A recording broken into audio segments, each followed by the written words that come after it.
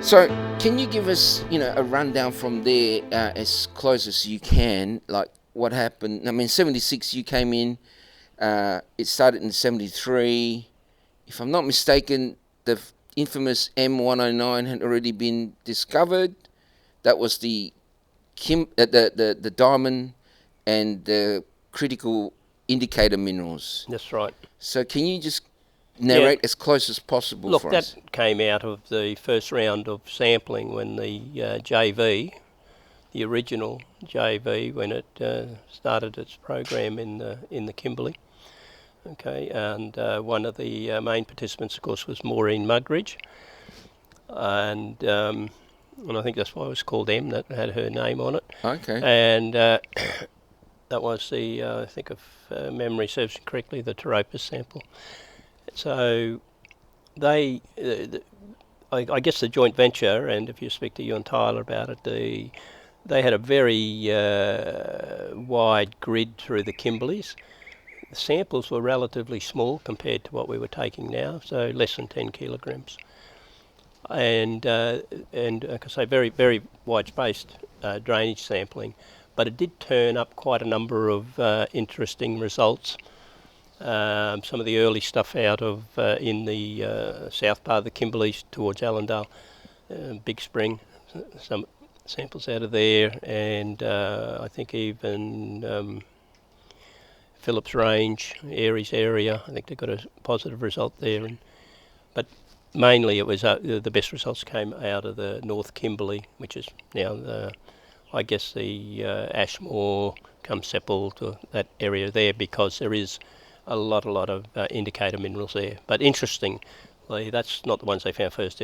They got into the Teropus area. So, I think when they started in 73, if I'm not mistaken, it was 196,000 square kilometers they wanted to cover, which is massive, right? Massive. I don't think you could do that today legally. No, well, it wasn't sampled under tenure or anything like that, because they didn't have any focus point other than to, I guess, to sample every drainage that was up there. And I guess in the early days, the diamond, the conceptual nature of the work was that these things outcrop. Indicator minerals end up in drainages, so if you sample every drainage, you're bound to come across a source, the indications of a source.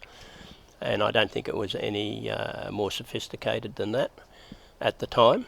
Okay, now when I joined in 1976, which just happened to be coincidental with the time that CRA were entering into the joint venture, and I guess that what that prompted was an increase in expenditure, and so therefore an increase in personnel requirements.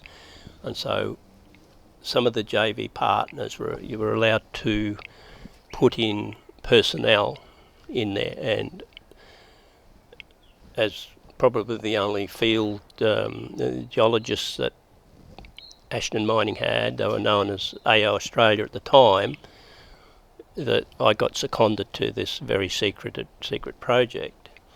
Okay, John Towie, of course, was there as well. He came from Northern Mining. That's right. Okay, he went in there. And when I arrived there, I didn't even know why I was going there. In fact, I was just told to pick up a ticket, fly here, and somebody will meet me at the airport in Derby when I got there. And it happened to be Frank Hughes, in fact, who picked me up. And so I knew a little bit more about what I was supposed to be doing, because he was a bit more forthcoming than the powers that be in AO Australia at the time. And so I arrived there the next day. We drove out to Maureen's sampling program at Bedford Downs. And we were out there, I don't know, about 3 months, sort of, in that region, sampling and so forth. So, because what CRA at the time bought was that they expanded the search, to away from the North Kimberley to other areas. They had a plan to essentially complete all of the sampling of the entire Kimberley, because the joint venture area was it was a parallel there, just south of Derby, running across to the border, to the east of Kununurra sort of thing. That whole Kimberley block was the joint venture area. Because when I read the book, and it talked about when they started in 73, and I think Discovery is like 80, 81 or something like that. Yes, 79 in fact. 79. So there was a big gap in between, and there was like total secrecy. No one knew about it. What really amazed me was the fact that it never got out at that time. And I read, and I've spoken to people who were involved in, they call it Tanganyika Holdings.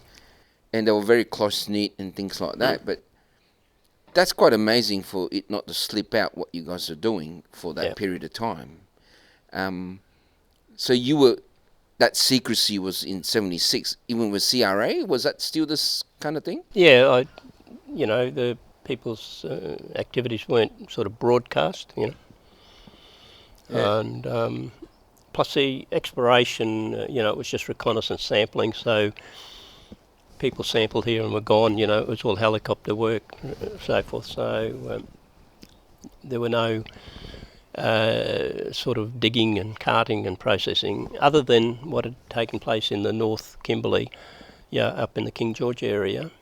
And of course that is so remote that there was nobody there, other than the explorers. So